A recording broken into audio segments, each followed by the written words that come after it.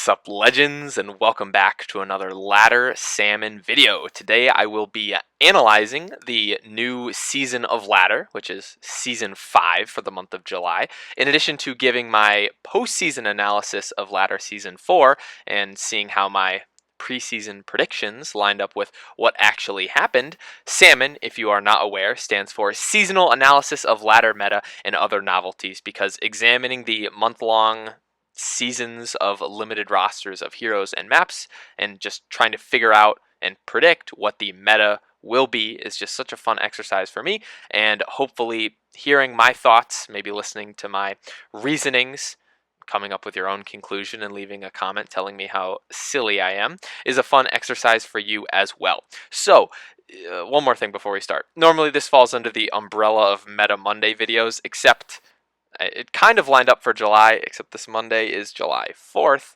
So I'm obviously going to be doing stuff that day. I guess if you're in America, you might be too. If you're in the rest of the world, I guess not. But so I am blessing your YouTube feeds by making this video a day early, and I'll release it on Sunday. So that it's close enough to Monday, but it's still early in the month. So anyways, let's talk about June's season, and that was season 4. So here is my preseason tier list and my postseason tier list. And let me just say, this was a confusing season, to say the least. Things did not exactly go as I predicted. A cat just brushed up on my leg. Always fun when you're recording. So first of all, Muldoon kind of wet the bed this season. He was nowhere near as good as I thought he was going to be, and that's because a lot of matchups that I thought were for sure InGen favored turned out to not be that way at all. Moon Knight and Alice were still decent as I predicted, and Bullseye was not nearly as good as I thought he was going to be either, mostly because I expected him to be the primary Muldoon counter this season, and it turned out that there were other heroes that did it better, and I anticipated that both Bullseye and Bruce wouldn't be too good because of their defensive weaknesses, and without the good matchup that Bullseye potentially had, I think his place in the meta just dropped significantly because of that. The Jurassic Park 2 fighters, Sattler and the T-Rex, turned out to be so much better than I thought. I was very unsure of how good they were actually going to be going into this season, just because I hadn't quite figured them out, and I'm not sure just in general if anyone had, and I just was not sure how they were going to be. So I put them at a conservative middle of the pack guess, and they were both absolutely, I don't want to say dominant, but they were the best of the best this season. I think their position in this tier list is interchangeable. I don't think one was significantly better than the other.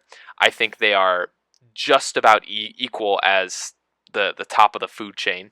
I guess no pun intended with the T-Rex, but just in terms of win rate, Sattler's win rate was like point something higher than T-Rex's, and it's alphabetical, so whatever. Sue me for putting Elliot in front of Roberta. Bruce Lee, just like Bullseye, not super great into the heavy hitters this season. I anticipated both the Raptors and the Raptors and Beowulf to be also not that great, but the Raptors had the highest win rate this season, ? We'll talk about that in a second. But I still think in general, just due to the small sample size of plays, they do not deserve to be named the best hero this season. And Beowulf is just kind of mediocre as well. The People's Champion, Deadpool. Yeah. But yeah, so overall, this was a confusing season for me, just because there really wasn't like a clear answer on this list. As you can see, I wrote highly debatable, and I am really confused on the screen because I was. I didn't play a lot of Ladder in June, so I I don't think I was the most qualified person to actually make this tier list, so I reached out to Floam and see what he thought. But he had a little bit of differences, but this is the conclusion I came up with. He, I think, had high praises for Alice and didn't actually like Sattler, but uh, this is just my opinion. It's my video. When Floam Games makes a YouTube channel, he can make his own tier list. And I guess the other difference I just want to lastly say about this postseason tier list is the get dumpstered category and the questionable category merged into one to the cesspool of mediocrity, just because I think all 5 heroes in that tier were all kind of like relatively meh, and it's another one of those things where the it's hard to differentiate between them because they all were just kind of not super great. So let's take a look at the matchup spread. Normally I don't do this, I just like reference it when I'm talking, but I wanted to look at it just because there are 2 new fighters and there were some important and just interesting things I wanted to point out. So first of all, we can see the T-Rex's matchup spread and win rates. She doesn't do that well into Alice or Bruce Lee, which I kind of expect for a character without feints. Does really good into Beowulf, really good into Bullseye, which is something just I highlighted as something that makes me really sad, because as a Bullseye main, I'm just a little disappointed that there's a new character that does well into him, because that just means his viability goes down ever so slightly. Didn't lose to Deadpool. Absolutely gets wrecked by Sattler. I'm not sure of the sample size here, but it seems the Sattler players this season figured out how to beat T-Rex, which is interesting for the inbox meta. T-Rex crushes InGen, which is not what I expected at all. I thought InGen was going to be able to zone her very well, use the traps to both keep up with card draw and keep her away from Muldoon, but I think the AoE potential with Thrash, in addition to just hitting hard whenever she hits Muldoon, is probably the key things for her, in addition to Ripples in the Water being an absolute stellar card depending on the map. And the T-Rex also had favorable matchups into the Raptors and Moon Knight. So overall, I think a pretty decent season, especially for her first showing ever on Ladder. The Raptors had a 75% win rate into Alice, which I think Alice like counters the Raptors, so that's just interesting that happened. And they also did really well into Moon Knight, which for 2 characters that hit really hard and can also block like slightly well occasionally, I would have expected the opposite, but apparently the Raptors are back, baby. For now.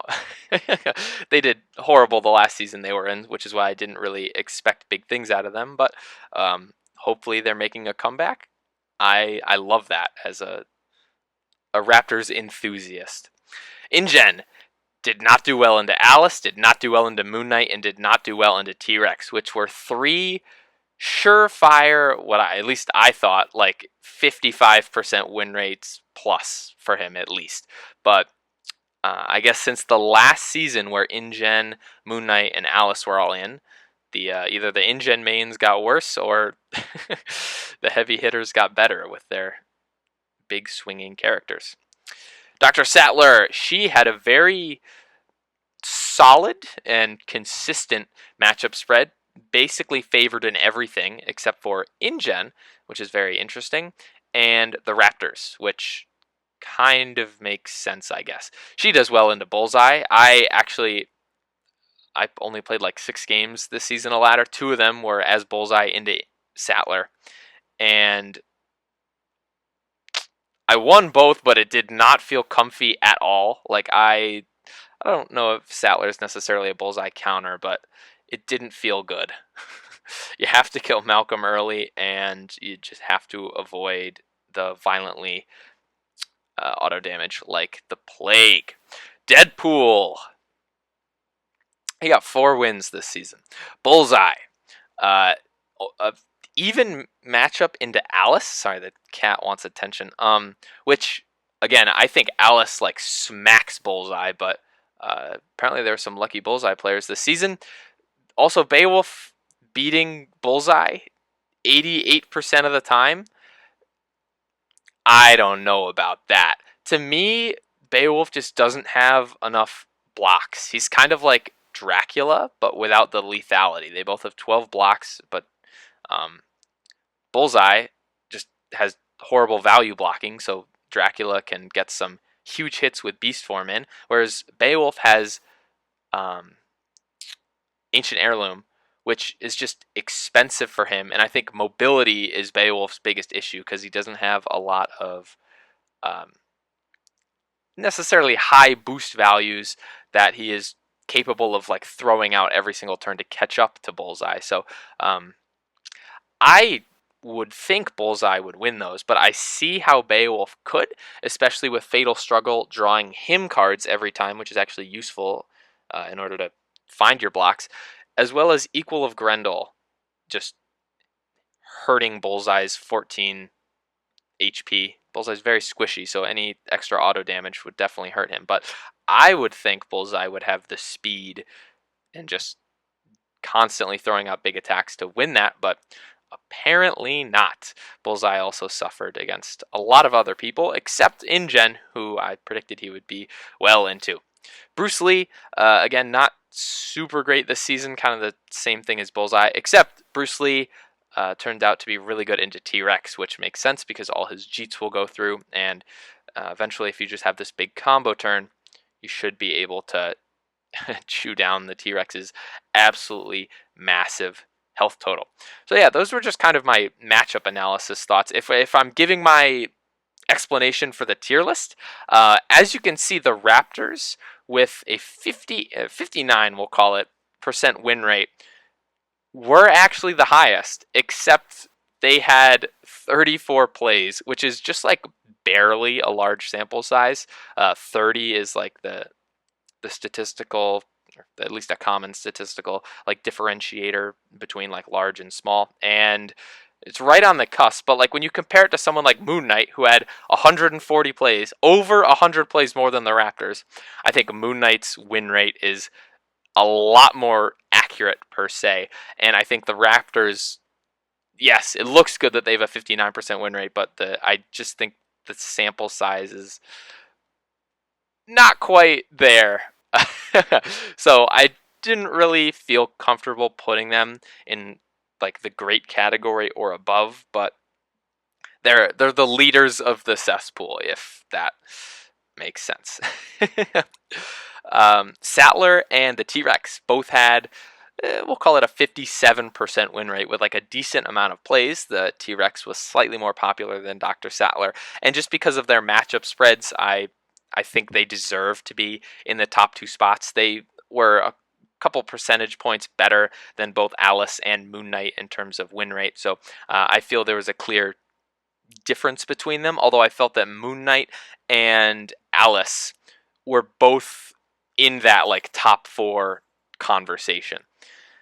As you can see, they were 4 of the 5 most played heroes, and they had 4 of the 5 top win rates. So I think that group of 4 definitely was like in a league of its own versus the other people in the ladder this season.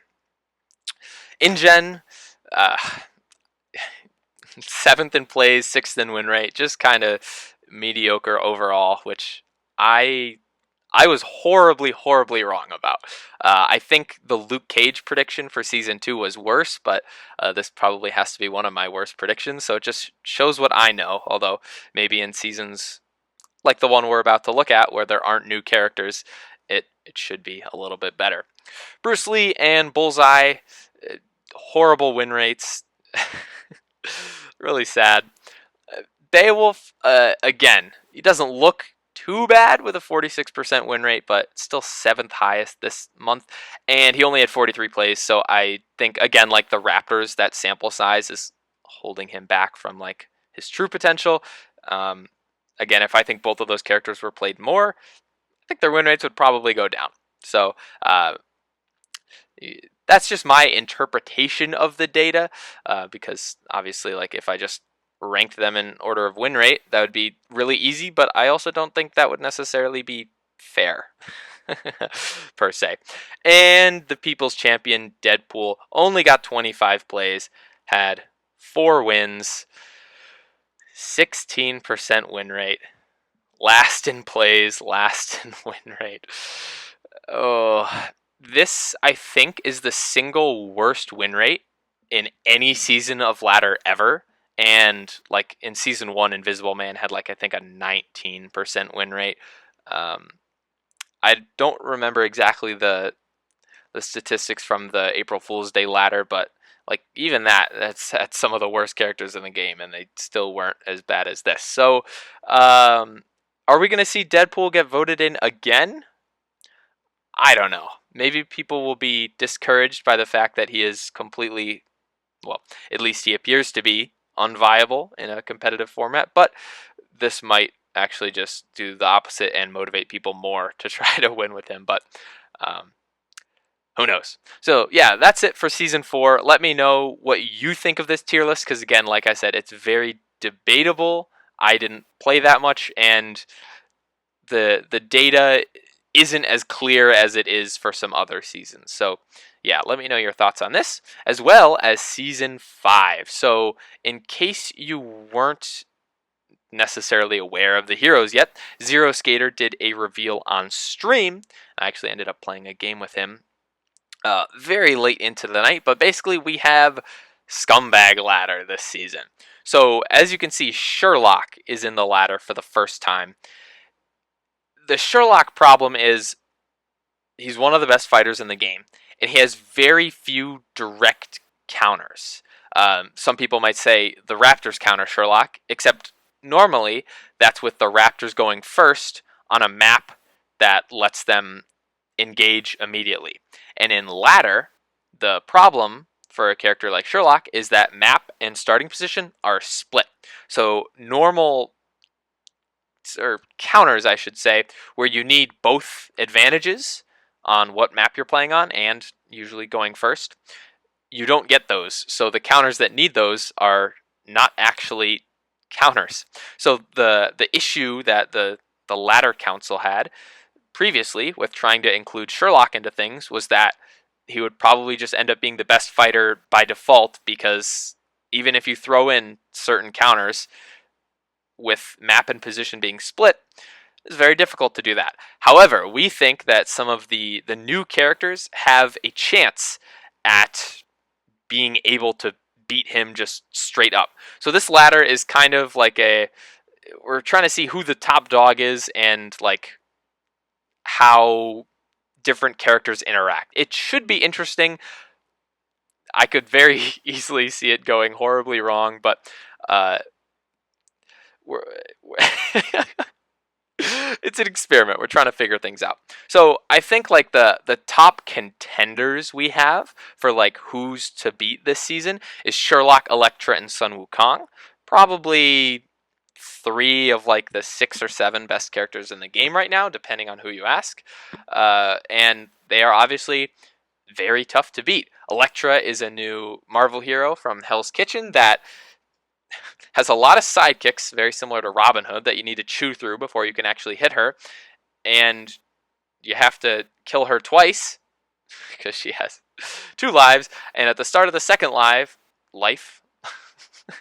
words, she just comes out of nowhere and smacks you and combos you into oblivion, and also is like decently good at exhaustion. So you have to be very, your hero has to be very prepared to beat her. Otherwise, I think you kind of just get run over. And Sun Wukong, again, he plays the clone wall strat, and that's very hard for some characters to deal with. So similar to like both Sherlock and Elektra in the fact that you run away, you're a menace from afar, but you have a bunch of sidekicks that do your dirty work and make it impossible for you to get hit. So yeah, fun. So now let's look at the other characters and see like what exactly they have going for them against those the current big 3 for season 5. Bullseye. So his range should theoretically help versus Elektra and Sun Wukong, because he can just ignore the sidekicks. He has insane card draw to be able to pressure both of them relentlessly, especially Sun Wukong. Actually, Elektra doesn't have any in-deck card draw either. So both of these characters, in addition to Sherlock, can get victimized to poor deck orders and not having the ability to like deeply draw into your deck. So maybe Bullseye can run these characters out of blocks, land big hits, and hopefully win. I actually think going first against Sherlock, he might actually just be slightly favored. Map dependent, of course, because there aren't always 5 perfect Bullseye maps.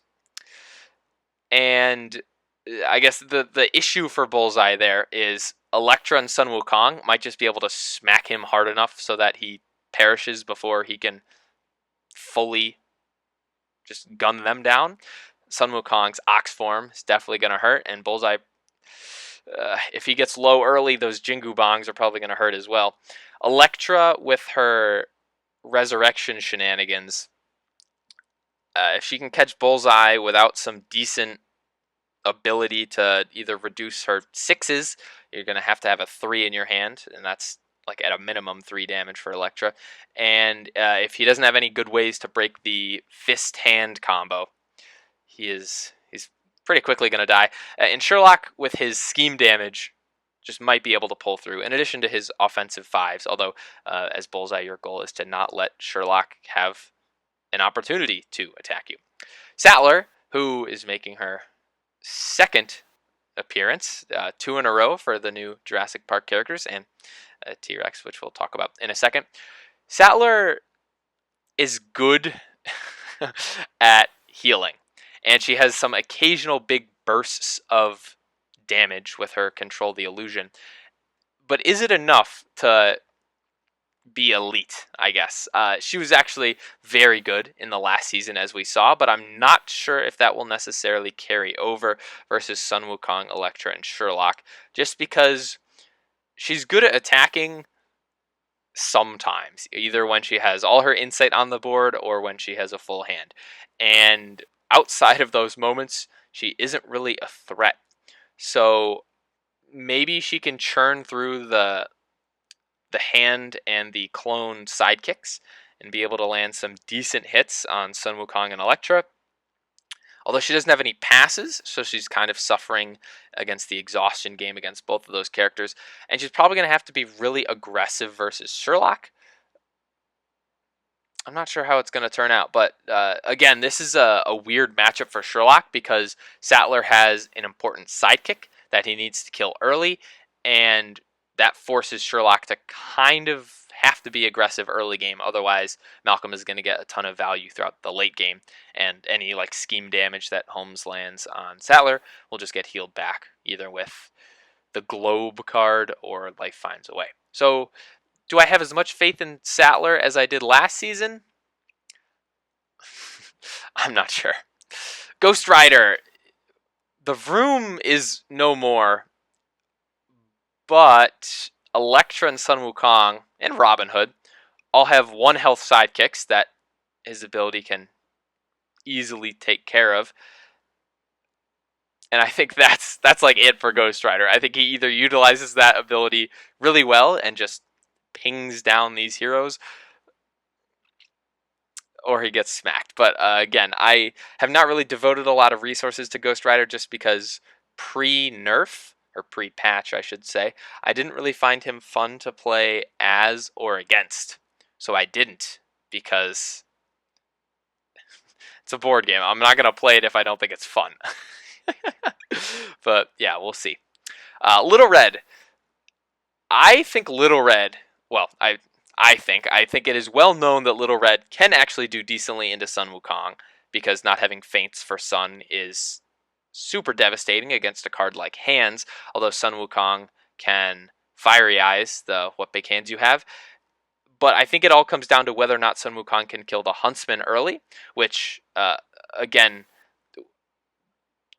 it's kind of like Sherlock. Sherlock also has problems with Little Red because of how important her sidekick is, that also provides healing. So it's kind of like the Dr. Sattler thing, where if they just ignore the sidekick, then the Huntsman will just get massive value throughout the game. And if they intentionally go after the sidekick early game, they're kind of not playing the game that they would necessarily. You're forcing Sun Wukong and Sherlock to be really aggressive against you early game as Little Red, and I think that kind of puts them not on the back foot necessarily, just weird footing. Makes them play differently than they want to, which I think is very important, especially as the underdog. So I think Little Red has some potential this season, although she also is a bullseye counter, I think. As a bullseye main, I never like playing against Little Red, except Sinbad's in the ladder, and Sinbad is very good Little Red counter, so we'll see what exactly goes on there. Robin Hood, the last season of ladder he was in, he did absolutely poorly, horrible. I I have no faith in him, but that doesn't mean you do necessarily. Um, he can be good into Sun Wukong, can be good into Little Red. Maybe he has enough to pressure Electra. I honestly have no idea how he does into Sattler, but I think the T-Rex is probably favored against him. Bullseye's probably favored against him. You have to be really aggressive and really lucky versus Sherlock. So a lot of question marks for Robin. Yeah, that's it. Sinbad. Mm, Sinbad is very interesting. I think he does decently well into Bullseye. Actually, not too good into Ghost Rider or Sattler, I think, just because Sinbad has to engage, and Sattler and Ghost Rider are characters that love it when you engage them because it just makes what they're trying to do easier. So, not too sure about those matchups for Sinbad, but Little Red is one of his best matchups. Uh, ooh, I'm not really familiar with the Robin Hood matchup, but I think that's probably pretty good for Robin. Uh, Sherlock is one of those characters that if Sinbad gets lucky and just runs down early, he can do pretty well against, because your low boost values mean that Sherlock's confirm isn't doing too much damage. Except the problem is deduce strategy also takes advantage of boost values, and your low boost values means that when Sherlock attacks with that card, it's always going to deal 2 damage because you can't even feint it. So I think Sherlock just actually has enough damage when you math it out between his 5s, the confirms, Master of Disguise, and offensive deduces, as well as having 5 cancels, where I think if the Sherlock player is familiar with that matchup, he should have an advantage, but otherwise Sinbad might have a chance. Against Sun Wukong, again, that's when the low boost values hurt versus like Turtle Form and um, Ox Form. Had a mind fart there. And blocking with the clones, map depending, you can kind of just never have the ability to attack Sun, and therefore never land big damage with your voyages that he can't cancel. But then at the same time, he just has Bewilderment and Golden Chainmail when you actually are going to hit him. So I think that's a rough one for Sinbad.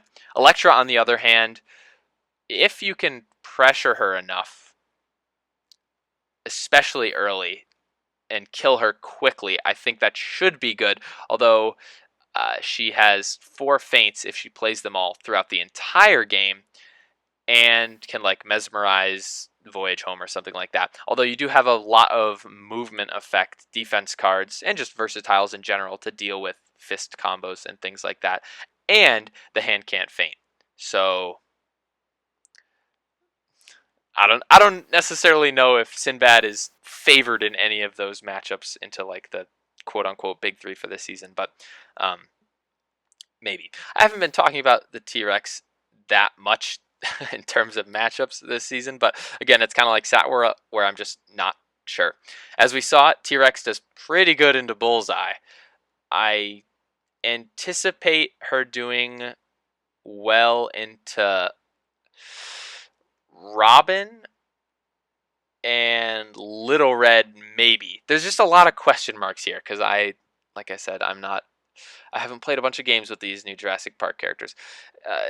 Her advantages versus Sherlock, and I guess, yeah, for Sherlock, she has enough card draw and a large enough health pool that she can be super aggressive. Her largeness lets her basically ignore counterpunch. She should just, if she's attacking every single turn, I think there's a path to victory there. The health pool kind of makes confirm not really super great. It just buys Sherlock a little bit of time, but uh, hopefully you can just throw a bunch of damage at him and have it stick. Against Electra and Sun Wukong, being able to attack 2 spaces away means they can't wall up necessarily as well as they could in other matchups, but that just means they just move the wall forward, move their hero back, and you just have to clear all the sidekicks, which T-Rex is actually really good at doing with Thrash because neither the clones nor the hand have feints. So, depending on the positioning, you should be able to take big advantage of that, and then just pressuring all these characters that don't really have super great card draw should be good. I think on paper, T-Rex should beat Ghost Rider. I will not elaborate. Against Little Red, not having feints is a little tricky. And you kind of have to kill the Huntsman, unless you just go full turbo and just gun down Little Red. She can't value block super well, except for stones, because that's probably going to hit pretty hard. But I guess with ripples, if you ripples to her and then attack her, that might mess up her basket. So who knows? I hope it's T-Rex favored, but I know with how skilled some of these Little Red players are, they can probably pull off wins in this matchup. And against Sinbad, T-Rex kind of has the bullseye problem where Sinbad draws enough to match you. He has big movement to catch up to you and hit you, and T-Rex doesn't have any feints. Bullseye has 2 feints, but that's still an issue versus Sinbad. Not having any feints means that all the voyages are going to trigger guaranteed, which makes it a lot easier for the Sinbad player to just know. But the plus side for you is that Sinbad has to engage you, and you like it when people engage you because then you get to double attack them, and that's really good. So I could see T-Rex winning, but I'm just going to put my money on Sinbad. So where exactly does that lead us in terms of the tier list? I always do this. I always want to go into the tier list, and I forget it. I have to talk about the maps. Maybe I should reorder that, but the maps are important for context. Maps for Season 5. We have both Volume 1 maps, Sarpedon and Marmorial. We have The Raft from Redemption Row, Hanging Gardens from Battle of Legends Volume 2, and Soho from Cobble and Fog. Soho, notably, is Robin Hood's best map. Interesting there. Sarpedon, there's potential for Little Red to do the thing, except, again, she's a little bit worse in this format because map and starting position are split. So your opponent would have to pick Sarpedon knowing that you have Little Red in order to let you go first, which this isn't going to happen. So a little sad there. Marmorial, I anticipate being, I think, the best T-Rex map this season, just because ripples in that green and blue zone, either of them, is going to be pretty nasty. And you can basically hit every spot on the map with them. Basically, of course. Bullseye really likes the Raft, likes Hanging Gardens, likes Marmorial, kind of likes Soho. I did a whole video on it, so if you want to go refresh yourself. But basically, on the Raft and Hanging Gardens and Marmorial, there are spots where he can hit everywhere. On Sarpedon, I think there's a spot where you can hit everything but 2, and on Soho, there's a spot where you can hit everything on 1. But on Soho, kiting actually is pretty good for you because if your opponent is on the bridge, you just go into that red and green or red and yellow spot right under that mono red spot in the middle that makes a triangle. You just go on either of those when they're on the rooftops, and when they go to the top of the map in those blue zones, you just like move onto that red space, and then I think you can hit everywhere. So yeah, pretty good for Bullseye this season. Are there any other characters that really care about the map? I guess Sun Wukong can probably wall up in the corridors, like the bridges on Sarpedon and Soho is just basically 99% corridor. Yeah, I like the Raft because it has secret documents, and the Hell's Kitchen items are just a little bit busted. So in terms of the tier list for this season, what do I think? Well, I guess I'll leave it on screen for a second so that you can process it. I think Electra is going to be the best hero this season. I'm going out on a little bit of a limb. Uh, I think overall she'll be better than Sherlock this season just because of the potential bad matchups that Sherlock has in the T-Rex and Bullseye, and like Sun Wukong is a little tough for him. He has to play weirdly, but it's still definitely winnable. We're just going to go with Electra because of her insane value she gets from resurrecting and the combo potential and stuff. She's potentially a menace in fatigue, which is really important for some characters, especially the new ones like the Jurassic Park characters Sattler and the T-Rex, who are both not super great at fatigue. So we'll see. And to put the cherry on the cake, the icing on top, botched that one. Wandering Caretaker, aka my nemesis, Josh Tan, Sherlock Main, says people should be scared of Electra. And if he's saying that, how do you think the rest of us should feel? We're going to put Sherlock in the number 2 spot in the also great category.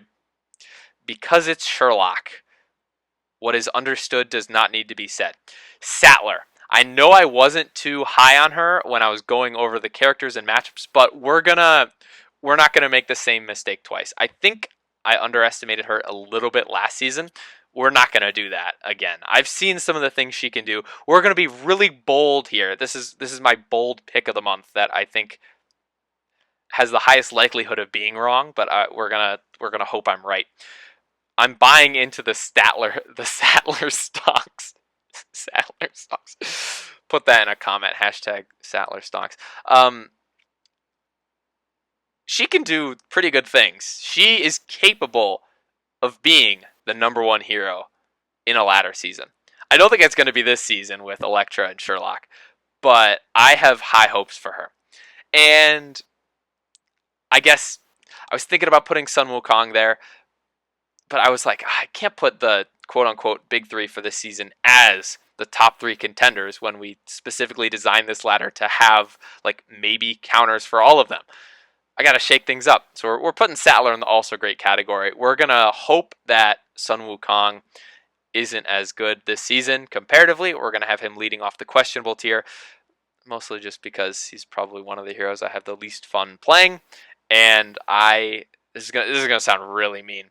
I love seeing the monkey suffer. I'm going to have PETA on my butt for saying that. T-Rex. I think the T-Rex could also be in that green also great category. I could see it. I think people are probably going to be mad at me for not ranking her high, because both her and Sattler were really good last season, but I'm only putting Sattler, and T-Rex is kind of in like that middle-ish category where my expectations aren't super high, but I see a lot of potential for both Sun Wukong and T-Rex to make runs at some of those top spots. I really hope they do. Like, I want to be wrong here about Electra and Sherlock. Like, I hope some of these characters can do really good things against them, because I want the top dogs to not be super oppressive, and I think it'd be really cool if people were able to counter them. Little Red, I think she has a lot of close matchups this season, and it's a little too close for comfort, as they say. So I think she's going to be better than some of the other heroes that she's above, but I don't necessarily see her being better than this. Sinbad. Sinbad, I think, is going to be a little polarizing this season because his draw power is going to be really good for helping him be aggressive, especially against characters like Electra and Sherlock, Sattler, I guess, and the T-Rex and Bullseye. But that might be a weakness in fatigue against some of those characters, especially Electra. The fact that his voyages are just super powerful effects matters a lot in certain matchups where characters can't feint as well, such as Bullseye and Ghost Rider, who only have 2 feints, Electra and Little Red, whose sidekicks cannot feint, and T-Rex, and I guess Sun Wukong, who don't have any cancels except Sun Wukong is just going to dominate you in that matchup. So unless your name is Kunter, the Shanghai Geek. Or is it Greek? I can't remember. Would it make sense if he was Greek? Who knows? I think he's gonna comment on this video, and you can check. What I digress. Basically, Sinbad has a lot of good things going for him, but he also has a lot of bad things going for him by the fact that he has to approach and characters like T-Rex and Sattler and Ghost Rider really like it when you approach them because it makes what they want to do a little bit easier. Ghost Rider. I think he's going to be higher, especially post-patch when people are actually figuring out how to play him as like an actual character instead of just a non-interactive entity. I just think the fighters in this season are going to be a little too good for him. Although I'm very curious to see how he does into Sun Wukong and Electra. Hopefully he just hard counters them, but I'm tempering my expectations on that. Bullseye, I think he's in for another World of Pain this season, which really disappoints me to say. As we saw, Sattler and the T-Rex kind of crushed him last season. Little Red is a counter, and I think Sinbad does really well into him. The Electra matchup is close. I think the Sun Wukong matchup is close. He probably beats Ghost Rider, probably beats Robin Hood, but as you can see from the tier list, those matchups don't really matter. And hopefully he can beat Sherlock consistently. So he's got like 2.5 good matchups. 2-ish questionable matchups. And it's all downhill from there. I don't think he's going to be able to consistently get wins this season, although with a character that is just balls to the wall, aggro, and with as much card draw as he has, he can probably pull out some unlikely wins. And we have Robin Hood in the Buffy set. Not actually in the Buffy set, he's just in that tier. I've lost faith in him due to his previous performances in Ladder, and I just think he's going to get outclassed by some of these characters, although there definitely is potential into like that middle row. I just think that he's probably going to get dumpstered by the people in the dumpster, and I don't know if he can really beat the top dogs. So, yeah, prove me wrong on that, Robin Mains. So, those are my thoughts on the UMLeague Ladder Season 5 for the month of July. Please let me know what you think about my Season 4 postseason analysis as well as this predictive tier list. I have a bad feeling about how accurate I'm going to be this season, but I normally am not super accurate anyways. So, yeah, let me know your thoughts. Leave a comment. Love to hear what the community thinks of this season as a whole. Scumbag Ladder. Are you buying the Sattler stonks, or are you staying clear of that? I hope everyone in the US has a wonderful 4th of July. Please give some love to your pets, because I know my pets hate fireworks, so look out for our furry friends. Anyways, that's it for this video. Thank you so much for watching, and as always, like, subscribe, and yeet!